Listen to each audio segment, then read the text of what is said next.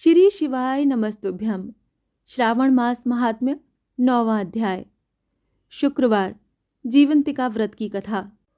ईश्वर बोले, हे सनत कुमार, इसके बाद अब मैं शुक्रवार व्रत का आख्यान कहूँगा, जिसे सुनकर मनुष्य संपूर्ण आपदा से मुक्त हो जाता है। लोग इससे संबंधित एक प्राचीन इतिहास का वर्णन करते हैं। पांड्य वंश में उत्पन्न एक सुशील नामक राजा था। अत्यधिक प्रयत्न करने पर भी उसे पुत्र प्राप्ति नहीं हो सकी। उसकी सर्वगुण संपन्न सुकेशी नामक भार्या थी। जब उसे संतान न हुई तब वो बड़ी चिंता में पड़ गई।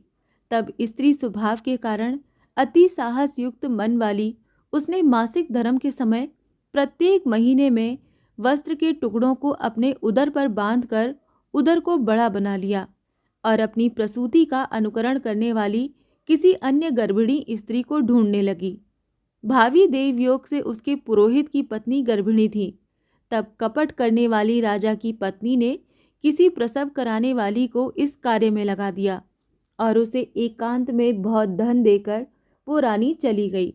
उसके बाद रानी को गर्भिणी जानकर राजा ने उसका पुंसवन और अनवलोभन संस्कार किया।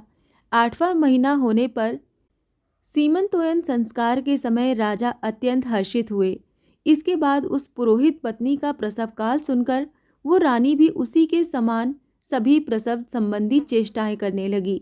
पुरोहित की पत्नी चूंकि पहली बार गर्भवती थी, अतः प्रसूति कार्य के प्रति वो अनभिज्ञ थी और केवल प्रसव कराने वाली दाई के ही कहने में स्थित थी। तब उस दाई ने पुरोहित पत्नी के साथ छल करते हुए उसके नेत्रों पर पट्टी बांध दी और प्रसव के समय उसके पैदा हुए पुत्र को किसी के हाथ से रानी के पास पहुंचा दिया। इस बात को कोई भी नहीं जान सका। उसके बाद रानी ने उस पुत्र को लेकर ये घोषित कर दिया कि मुझे पुत्र रत्न की प्राप्ति हुई है।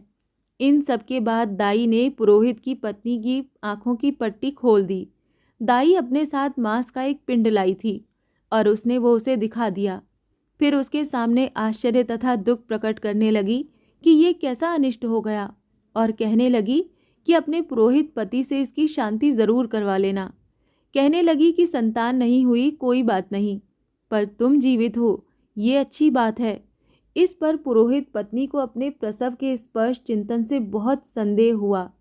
ईश्वर बोले, राजा ने पुत्र जन्म का समाचार सुन जात कर्म संस्कार कराया और ब्राह्मणों को हाथी, घोड़े तथा रथ आदि प्रदान किए।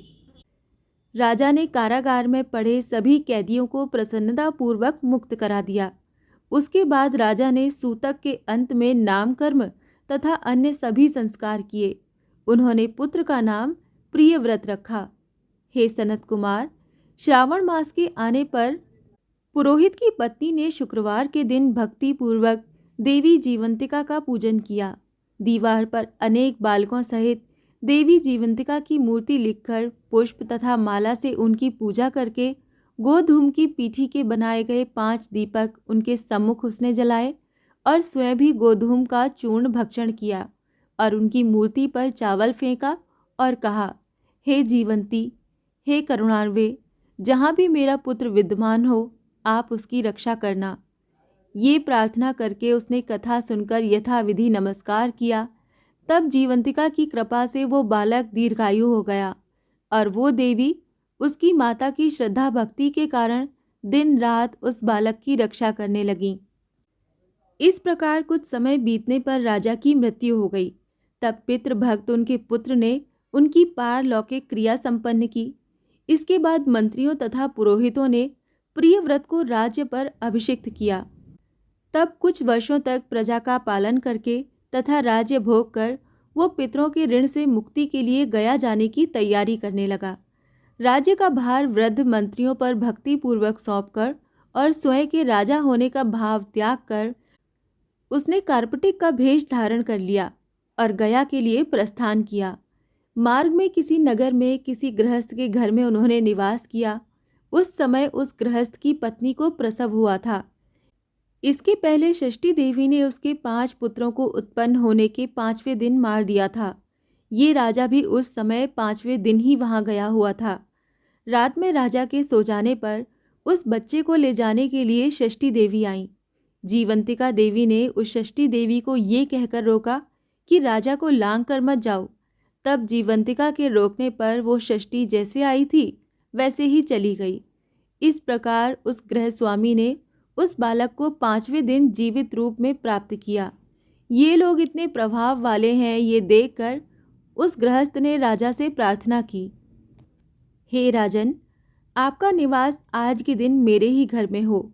हे प्रभु, आपकी कृपा से मेरा ये छठा पुत्र जीवित रह गया है। उसके इस प्रकार प्रार्थना करने पर करुणानिधि उस राजा ने कहा कि मुझे तो गया जाना है। तब राजा गया के लिए प्रस्थान कर गए। वहाँ पिंडदान करते समय विष्णुपद वेदी पर कुछ अद्भुत घटना हुई। उस पिंड को ग्रहण करने के लिए 2 हाथ निकल कर आए। तब महान विस्मय युक्त राजा संशय में पड़ गए और पुनः पिंडदान कराने वाले ब्राह्मण के कहने पर उन्होंने विष्णु पद पर पिंड रख दिया। इसके बाद उन्होंने किसी ज्ञानी तथा सत्यवादी ब्राह्मण से इस विषय में पूछा। तब उस ब्राह्मण ने उनसे कहा कि ये दोनों हाथ आपके पितर के थे। इसमें संदेह हो तो घर जाकर अपनी माता से पूछ लीजिए, वो बता देंगी। तब राजा चिंतित तथा दुखी हुए और मन में अनेक बातें सोचने विचारने लगे। वो यात्रा करके पुनः वहाँ गए जहाँ वो बालक जीवित हुआ था। उस समय भी उस स्त्री को पुत्र उत्पन्न हुआ था और वो उसका 5वां दिन था।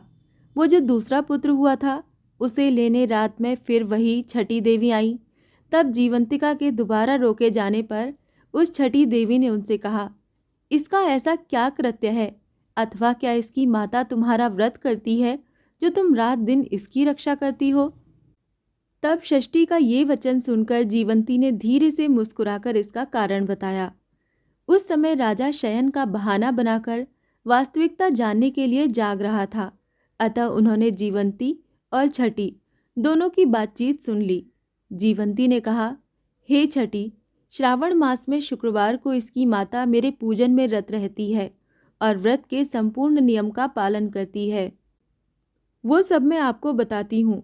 वो हरे रंग का वस्त्र तथा कंचुकी नहीं पहनती और हाथ में उस रंग की चूड़ी भी नहीं धारण करती।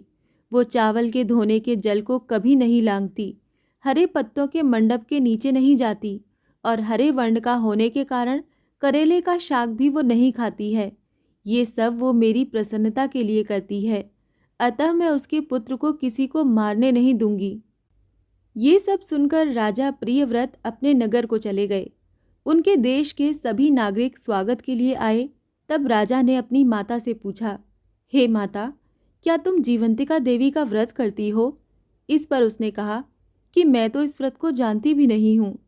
उसके बाद राजा ने गया यात्रा का समुचित फल प्राप्त करने के लिए ब्राह्मणों तथा सुवासिनी स्त्रियों को भोजन कराने की इच्छा से उन्हें निमंत्रित किया और व्रत की परीक्षा लेने के लिए सुवासिनियों को व्रत कंचुकी तथा कंकड़ भेजकर कहलाया कि आप सभी को भोजन के लिए राजभवन में आना है।